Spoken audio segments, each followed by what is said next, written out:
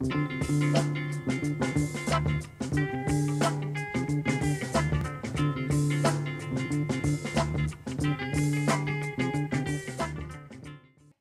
does it mean to be a creative director in the business of in advertising in general? In advertising. In advertising, it's an interesting role. I mean, it's sort of like you grow up in the industry to become like this more of a manager of creativity. You work a lot with clients. You work a lot with the different disciplines in the industry. The account service people, you're responsible for financial situations because of the profitability of productions. You have to keep them, and you're in charge of managing the big ideas.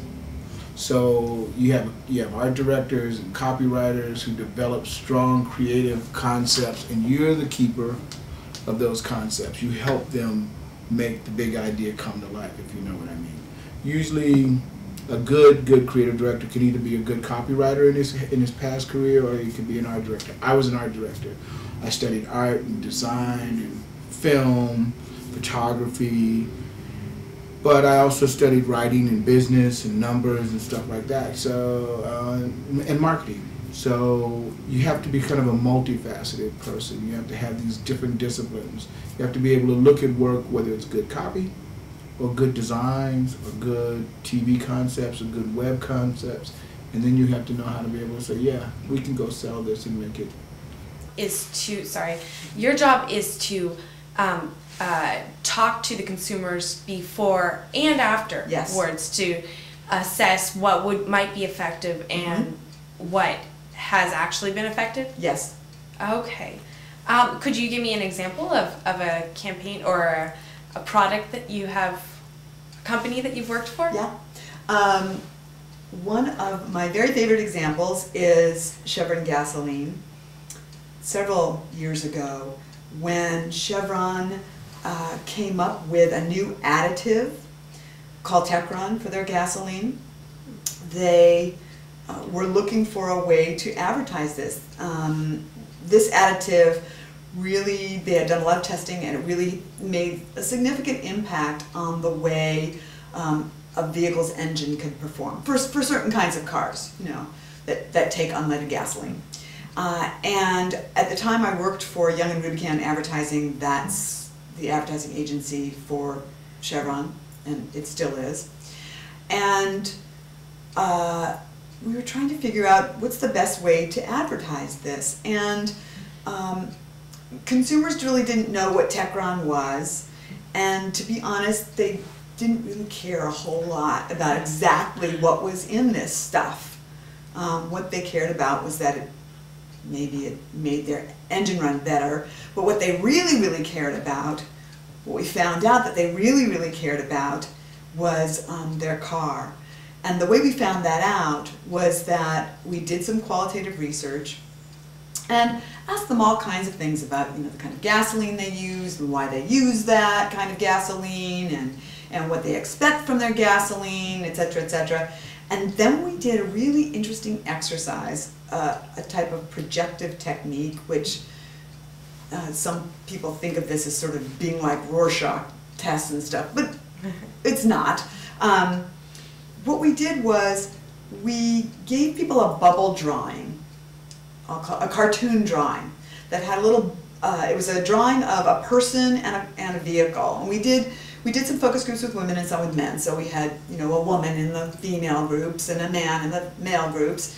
And the drawing was situated at a gasoline station, and the person in the picture was putting gasoline in their car. So there was a little bubble over the person, and there was a little bubble over the car. And we said, and I said, what I'd like you to do, this person has come into the gasoline station, and we had told them a little bit about this gasoline, Chevron with Techron, and said, and I said, so do the cartoon. And, you know, what would the person be thinking or feeling, and what's the car thinking or feeling?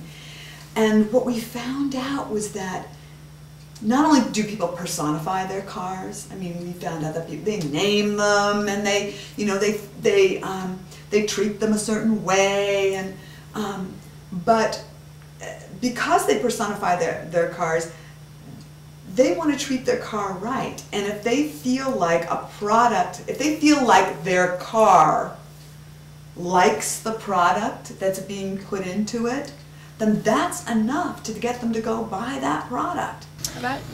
Before I bring a product out on the market, I do price surveys and I do value studies, perceived value of what the product is.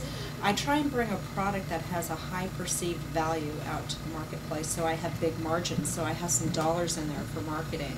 That's how you move product off the shelf, is having a budget for marketing. But in this formula, not only does it have to do, because any young company can bring a product out on the market, and you really, really have to have your pulse on the fact of after you bring it out, you position your product with everything you think it is, everything, and you give it the best shot, the best price, the best packaging, and then after it goes on shelf, you need to continue that survey, and you need to find out, am I positioned at the right price point, and is everything right with this product? So that entire process never stops throughout the life cycle of a product. Have you ever come across a specific situation in which you felt that your own ethics were being compromised, and in which you questioned your moral ability to work with it? If I, you know, let me be honest about that. Yeah, I questioned it a lot in my early part of my career. You know, we sell stuff. Let me be frank. I mean, we sell crap to people sometimes that they don't need. But this is what I do. This is the occupation I chose to get into. I can't sit around and have, you know, I don't want to, personally I don't want to do any cigarette advertising because my father died of lung cancer, so I worked on the anti-smoking campaigns for about, I don't know, 7 or 8 years for national smoke and national anti-smoke and national and California anti-smoking campaigns. I'm a real big person against anti-smoking campaigns. I've worked on beer campaigns that have made me kind of uncomfortable with the fact that the way I had to objectify women in those particular roles, and you know, you use women in a way that, you know, has nothing to do with the taste or quality of the product. You're just using it to create a certain sexual appetite appeal that's going to, you know, push beer on some, you know, Neanderthal mindset sometimes, or some, you know, Joe Blow humor kind of stuff. So I'm not big on just having women stand there and be objectified. No, those kinds of things bother me. You know, fortunately, I was never asked to work on a tobacco account, and that would have been a problem for me. But fortunately, I was never asked to, and so that would have been an issue. I did work on beer advertising, and I didn't really have an issue with what we were doing, because again, whenever we did any kind of consumer research to help us develop the advertising, you know, what's the appropriate message, it was always with people who are of legal drinking age, and if there was, you know, driver's license were checked. We never served any beer, any alcoholic beverages in any of the research that was done, and if anything, I think the advertising that I worked on was really appropriate, and kind of more appropriate than some of the other advertising I'd seen on here. I don't know how else to say that. I've seen beer advertising. I guess I'm trying to think of any of the other kind of advertising that I've seen that I thought was just sort of over the edge. No, but I've seen beer advertising that I just think, you know, this is just, and you know what offends me? It's not so much that I think that they're appealing to a younger target. It's, I really am offended by seeing women portrayed as sex objects in advertising. So I would absolutely object to something like that if that was something that was being proposed in any kind of project that I was working on. The way I see advertising is that it's information for people, and it allows consumers to make choices. It gives consumers information on a myriad of products, and sometimes it feels a little overwhelming as a consumer myself, I have to say. But I think that that's one of the foundations that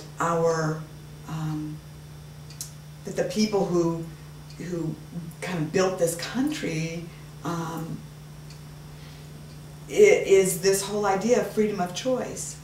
And I think that ultimately what advertising is doing is enhancing that freedom of choice, because it's giving people information about lots of different products. And I've never been in a situation in my advertising career, and I was in advertising for about 20 years, I never came across a situation where there was anything devious or any attempt to try to subliminally